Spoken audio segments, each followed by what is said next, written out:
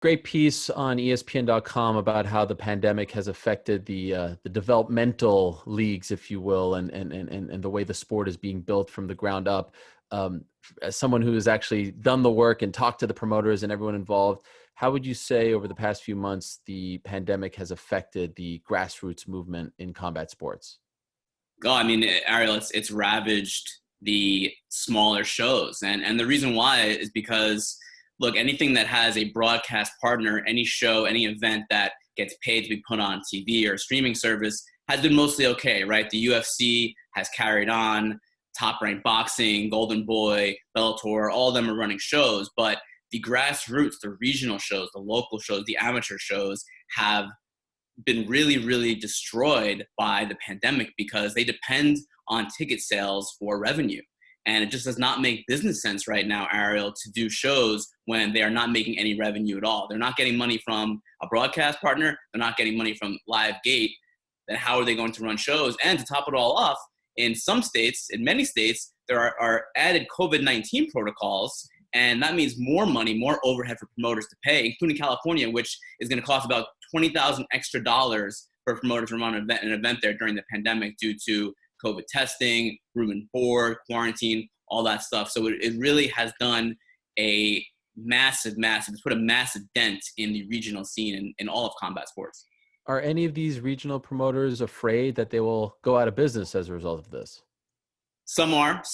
It really is a matter of when, how long, when is this going to let up, when will fans be let back in? It really is hard to say. And especially in the United States, everything is different depending on the state. Some states are allowing fans at a lower capacity than normal. Some states not allowing fans at all. So it really does vary.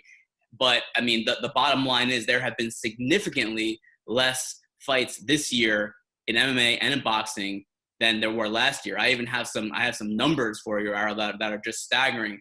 Last year in MMA, between March 1st and September 1st, 2019, there were 19,371 MMA fights. This year, during that same span, just 3,764. That's an 80.6% drop in the number of fights. And I'll do you one better, Ariel. Another staggering number. That same time period, last year, UFC Zuffa accounted for more than 4.4% of the fights in the United States in MMA. This year, same time period, over 20% of the fights have been Zuffa fights.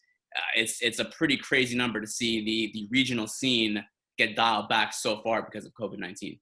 Yeah, and obviously this affects the fighters who are trying to make their way up to the UFC and to Bellator and to get paid in the meantime.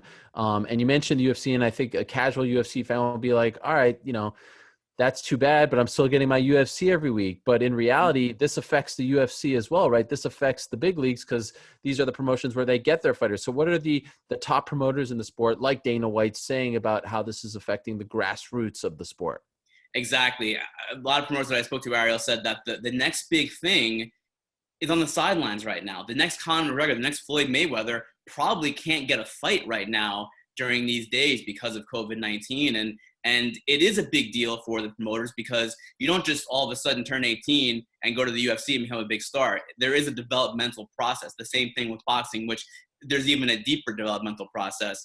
And I spoke to Scott Coker, who said that Bellator may be looking into possibly supporting a regional promotion, propping it up financially so they can run developmental fights out of it. And UFC President Dana White also spoke to us last week and said that this is a huge concern for the UFC. It's a problem, and that he doesn't know if it'll affect his business this year or next year, but he knows the lack of a regional scene is going to affect the UFC. There's no doubt about it. Yeah, it would certainly, I think, heighten the importance of the Contender Series events of the world, but you definitely need those smaller shows in order to have a very healthy sport, whether it's MMA or boxing. Any final thoughts before we go? A great piece that everyone should read, but anything else that you want to touch on?